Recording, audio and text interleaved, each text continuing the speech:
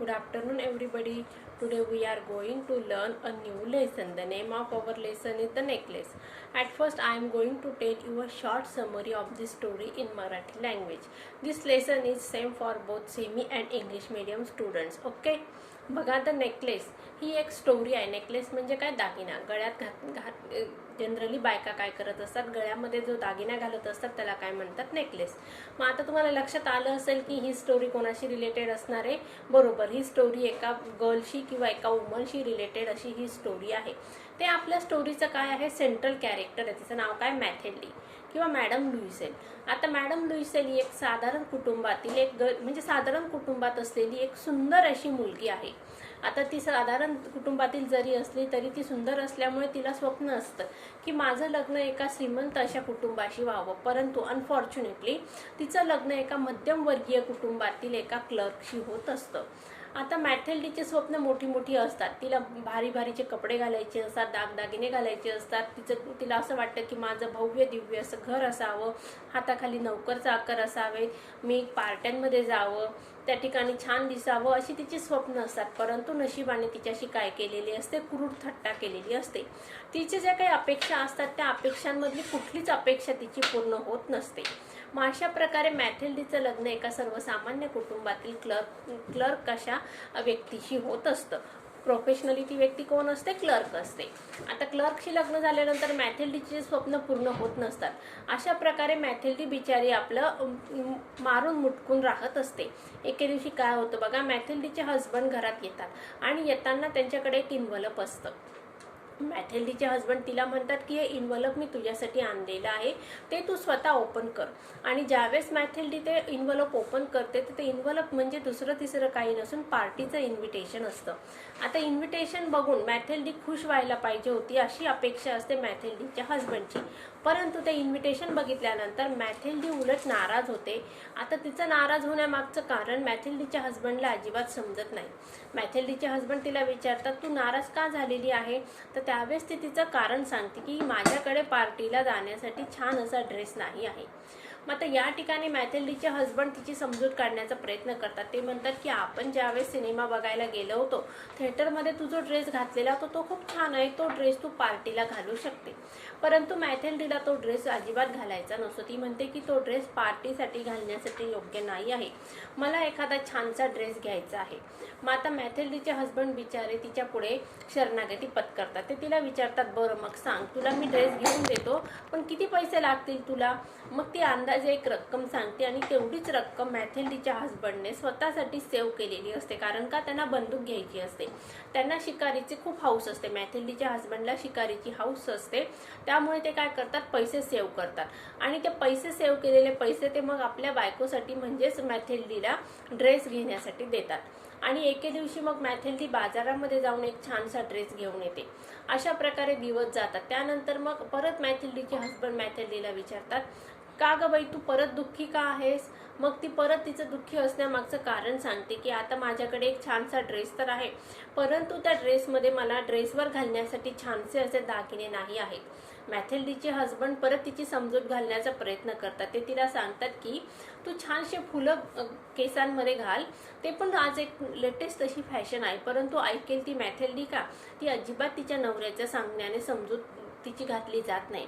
मग तिचे हजबंड तिला सजेस्ट करतात की तुझ्या मैत्रिणीकडून एखादा दागिना तू बॉरो करू शकते, म्हणजेच पार्टीमध्ये घालण्यासाठी तू तिच्याकडनं एखादा दागिना उसना आणू शकते. मग मॅथेल्डीची एक मैत्रीण असते, ती श्रीमंत कुटुंबामध्ये असते, त्यामुळे मॅथेल्डीला तिचा फार हेवा वाटत असतो. परंतु मॅथेल्डी तो हेवा कधीही किंवा तिला वाटत असलेला हेवा कधीही ती सांगत नाही. मग मॅथेल्डी एकदा आपल्या मैत्रिणीकडे जाते आणि मैत्रिणीला सांगते की मला पार्टीला जायचं आहे, त्याच्यासाठी मला दागिने घालायचे आहेत, तुझ्याकडे एखादा दागिना तू मला देऊ शकते का? मग मैत्रीण काय करते, हो मी देऊ शकते अशी मैत्रीण तिला सांगते. आणि मग कपाटातून ती दागिन्यांचे 2 बॉक्स घेऊन येते. आता त्या दागिन्यांच्या बॉक्समध्ये ब्रेसलेट असतात. ते बघून मॅथेल्डीला बरं वाटतं, परंतु तिला जो दागिना आवडत असतो, तिच्या मनाला जो पसंत येईल असा दागिना एक पण नसतो. परत मॅथेल्डी तिला विचारते, याचे सोडून याच्या व्यतिरिक्त तुझ्याकडे काही आहे की नाही? मग मॅथेल्डीची मैत्रीण म्हणते, हो आहे ना. मग ती काय करते, एका वॉर्डरोबमधून म्हणजे कपाटातून एक सिल्कन असा दागिन्यांचा डब्बा घेऊन येते आणि त्या डब्यामध्ये एक नेकलेस असतो. तो नेकलेस असतो डायमंडचा. तो बघितल्यानंतर मॅथेल्डी अतिशय खुश होते आणि खुश झाल्यानंतर ती तिला विचारते मैत्रिणीला, तू मला हा नेकलेस देऊ शकते का? मैत्रीण काय म्हणते, हो मी तुला देऊ शकते. आणि अशा प्रकारे मॅथेल्डी मग तो नेकलेस घेऊन घरी येते आणि नंतर मग पार्टीला जाण्यासाठी मॅथेल्डी छान तयार होते. ती छानसा तो लॉंग गाऊन घालते आणि मैत्रीण दिलेला नेकलेस घालते. पार्टीमध्ये ती सगळ्यात सुंदर दिसत असते आणि मॅथेल्डी खूप छान असं डान्स पण करते आणि सगळ्यांचं लक्ष पार्टीमध्ये मॅथेल्डीकडेच असतं. मध्यरात्री ते केव्हा तरी मॅथेल्डी रात्रभर ते तिथंच मजा करत असतात पार्टीमध्ये आणि सकाळी सकाळी ज्यावेळेस ते घरी यायला निघतात त्यावेळेस ते रिक्षाने घरी येत असतात. ऑटो ते करतात आणि घरी येतात आणि घरी आल्यानंतर ज्यावेळेस मॅथेल्डी परत आरशासमोर स्वतःला निहाळत असते त्यावेळेस तिच्या लक्षात येतं की आपल्या गळ्यात असलेला नेकलेस हरवलेला आहे आणि तो नेकलेस हरवलेला हे लक्षात आल्यानंतर ती तिच्या हस्बंडला किंवा मिस्टरांना सांगते की माझा नेकलेस हरवला. अशा प्रकारे मग आता मॅथेल्डीच्या हस्बंडची शोध मोहीम सुरू होते. ते भरपूर प्रयत्न करतात, म्हणजे ते पायी तिथपर्यंत जातात, ज्या ठिकाणापासून ते पार्टीच्या ठिकाणापासून पायी चालत आलेले असतात तिथपर्यंत ते शोधतात. ज्या ऑटोने ते घरी आलेले असतात त्या ऑटोचा नंबर पण शोधण्याचा प्रयत्न करतात, पण सगळं निष्फळ होतं आणि मॅथेल्डीचा नेकलेस हरवून जातो. अशा प्रकारे मॅथेल्डी आणि मॅथेल्डीचे हस्बंड प्रचंड दुःखामध्ये दिवस घालवतात, कारण का त्यांची परिस्थिती नसते की तो नेकलेस त्या मैत्रिणीला भरून देण्याची. मग आता या ठिकाणी आपल्याला फर्स्ट पार्टची ही एवढी स्टोरी आहे. सेकंड पार्टची स्टोरी आपण सेकंड पार्टमध्ये बघूया. चला तर मग आता आपण पहिला पार्ट जो आहे त्याची समरी मी तुम्हाला लाईन बाय लाईन टेक्स्टबुकमधून वाचून समजावून सांगणार आहे. सगळ्यांनी काय करायचे, आपले पुस्तकं ओपन करायची आणि नीट लक्ष द्यायचं. The necklace. Title of our story is the necklace. Listen carefully. This story is divided into two part, part first and part 2. Mathilde was a pretty and charming girl, born as if an error of fate into a family of clerks. बघा आता मॅथेल्डी आपल्या स्टोरीमधलं central character आहे. ती कशी आहे बघा, was a pretty charming girl. Pretty आहे आणि चार्मिंग आहे. प्रेटी म्हणजे सुंदर आणि आकर्षक अशी मुलगी आहे. Born as if by an error of fate, म्हणजे नशिबाकडून झालेली चूक किंवा मॅथेल्डीचं असलेलं खराब नशीब यामुळे मॅथेल्डीचा जन्म कुठं झालेला आहे, क्लर्क म्हणजे कारकुनच्या कुटुंबामध्ये मॅथेल्डीचा जन्म झालेला आहे. She had no means of becoming known, understood and love or to be wedded to an aristocrat, so she let herself to be married to a minor official at the Ministry of the Education. बघा काय सांगितलेलं आहे त्यांनी, she had no means of becoming known. तिच्याकडे कुठल्याही प्रकारचा मार्ग नव्हता. कशासाठी?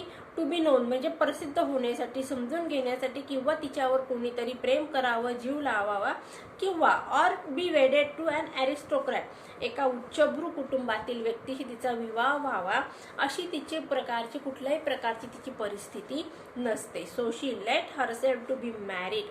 मग त्या सगळ्या कारणांमुळे ती काय करत असते बघा, स्वतः तिचं लग्न कोणाशी होत असतं. मग शी लेट हरसेल्फ म्हणजे ती परमिशन देते, किंवा तिच्या आईवडिलांनी जे स्थळ शोधलेलं असतं ते शोधलेल्या स्थळाला ती मान्यता देते.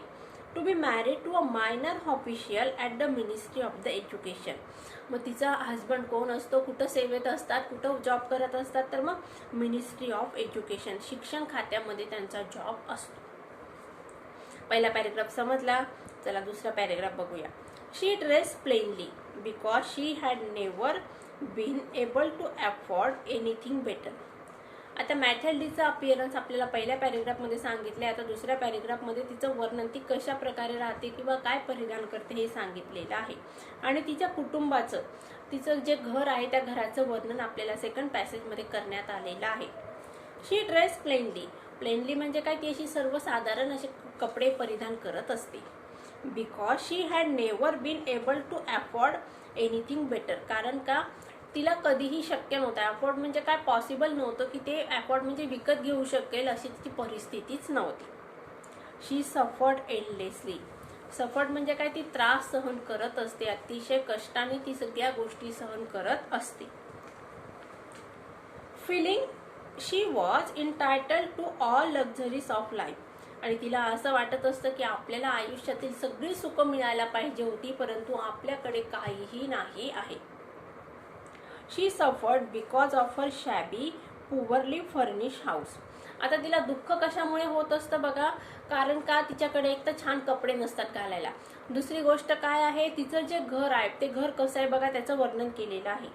तिला त्रास होतो किंवा वैताग येतो कुठल्या गोष्टीमुळे, बिकॉज ऑफ अ शॅबी पुअरली. शॅबी म्हणजे काय, दर्दी घाणेरडं असं तिचं घर असतं.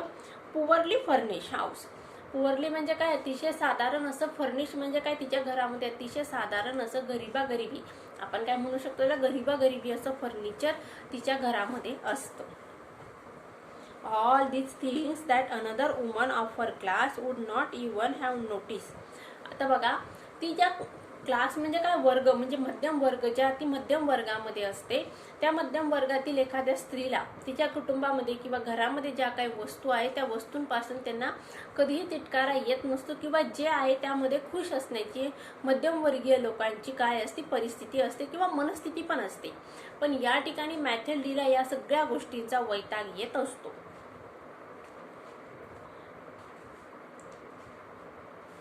Tormented her and made her resentful. आता टॉर्मेंटेडचा अर्थ आहे बघा, to affect with great pain, म्हणजेच तिला खूप वेदना होत असतात. कशामुळे, तिच्या घरात असलेलं शॅबी हाऊस आणि पुअर फर्निचर याच्यामुळे मॅथेल्डीला वैताग येत असतो, तिला त्रास होत असतो. Her and made her resentful. आणि रिसेंटफुल म्हणजे काय, तिला वैताग येतो, निराश ती होत असते. आता बघूया, शी dream of a grand palatial mansion with a vast room, inviting smaller rooms, perfumes for afternoon chats with close friends. आता मॅथेल्डीचं स्वप्न काय असतं की तिच्याकडे भव्य असा भला मोठा असा राजवाडा असावा, राजवाड्यासारखं तिचं घर असावं आणि त्यामध्ये भरपूर अशा रूम असणारच आहेत. आणि त्यातील काही रूम्समध्ये ती तिच्या फ्रेंड्सला इन्व्हाइट करणारे, आमंत्रित करणारे, कशासाठी तर पार्टी करण्यासाठी. सेकंड पॅसेज समजला. थर्ड पॅसेज बघूया. Yet she had no rich dresses, no jewels, nothing, and these were the only things she loved. पण तिच्याकडे she had no rich dresses. तिच्याकडे कुठल्याही प्रकारचे भरजरी असे भारीतले कपडे नसतात. नो ज्वेल्स, दागिने नसतात. नथिंग, काही नसतं. these were the only things she loved. आणि याच गोष्टींवर तिचं प्रेम असतं. कुठल्या गोष्टींवर, भारीतले कपडे आणि भरजरी कपडे आणि मोठमोठे अशी दागिने किंवा छान अशी दागिने तिला आवडत असतात आणि या गोष्टी तिच्याकडे नसतात. She wanted so much to charm, to be envied, to be sought after. आणि तिला काय वाटत असतं, या सगळ्या गोष्टी घातल्यानंतर चार्म म्हणजे काय, ती सुंदर दिसणार आहे, पण या गोष्टी सगळ्या तिच्याकडे नसतात. बघूया पुढचा passage. She had a rich friend, a former schoolmate at the convent, whom she avoided visiting because afterwards she would weep with regret, despair and misery. आता मॅथेल्डीला एक मैत्रीण असते. She had a rich friend. Rich म्हणजे काय, श्रीमंत. आणि मॅथेल्डीची मैत्रीण कशी असते, श्रीमंत असते. A former schoolmate. फॉर्मर म्हणजे काय, पूर्वाश्रमीची. स्कूलमेट म्हणजे काय, शाळेतली मैत्रीण. कुठल्या बघा, ॲट द कॉन्व्हेंट. कॉन्व्हेंट म्हणजे काय, इंग्लिश मिडियमच्या शाळेमधील तिची एक मैत्रीण असते. whom she avoided visiting. आणि ती त्या मैत्रिणीला भेटायला जाणं टाळत असते, कारण का, ती श्रीमंत असते आणि मॅथेल्डी कशी असते, गरीब असते. Afterward she would weep with regret. आणि तिचा वैभव बघून, श्रीमंती बघून मॅथेल्डी काय होत असते, वीप विथ रिग्रेट, रडत असते.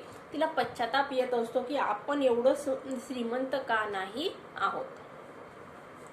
One evening her husband came home with an air of triumph, holding a large envelope in his hand. Look, he said, here's something for you. आणि एके दिवशी काय होतं बघा, मॅथेल्डीचे हजबंड घरी येतात आणि त्यांच्याकडे काय असतं, एक इन्व्हलप असतं. लार्ज इन्व्हलप म्हणजे काय, भलं मोठं इन्व्हलप म्हणजे काय, पाकिट असतं.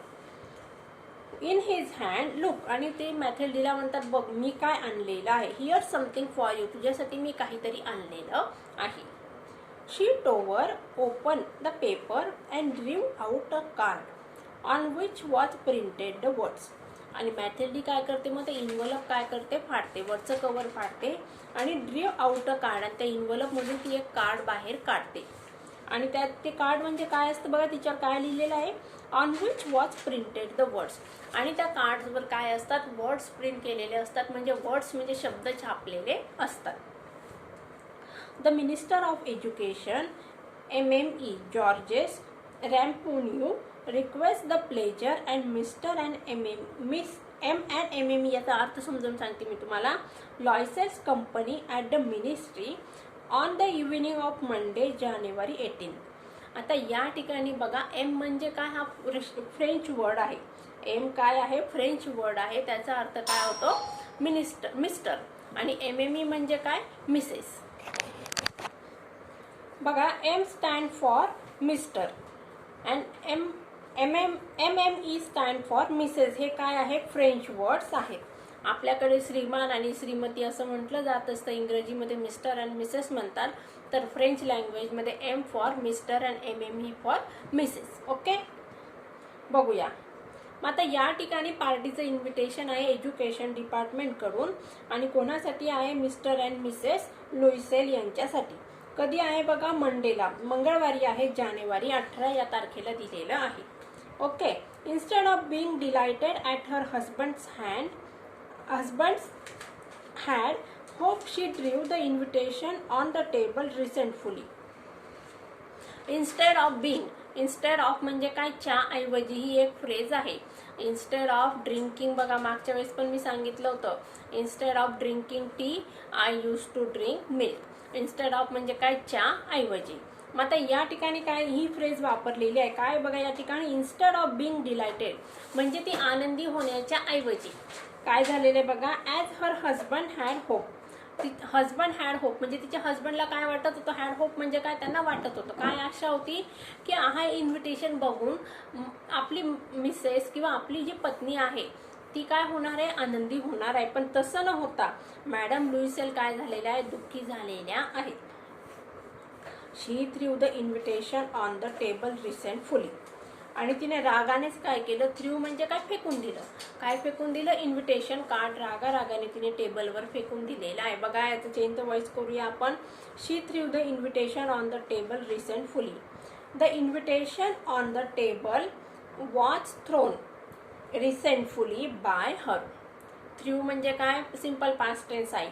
आता इन्व्हिटेशन एक होतं म्हणून आपण काय घेतलं, वॉज हे सिंग्युलर वर्ब घेतलेलं आहे. अँड मटर्ड आणि काय पुटपुटली बघा ती, what do you want me to do with that and what do you expect me to wear if I go. तुम्हाला काय वाटतं, what do you want me to do with that, हे इन्व्हिटेशन घेऊन मी काय करायचं. And what do you expect me to wear if I go, आणि जर मी पार्टीला गेली तर मी त्या ठिकाणी काय परिधान करायचं असं तुमची अपेक्षा आहे.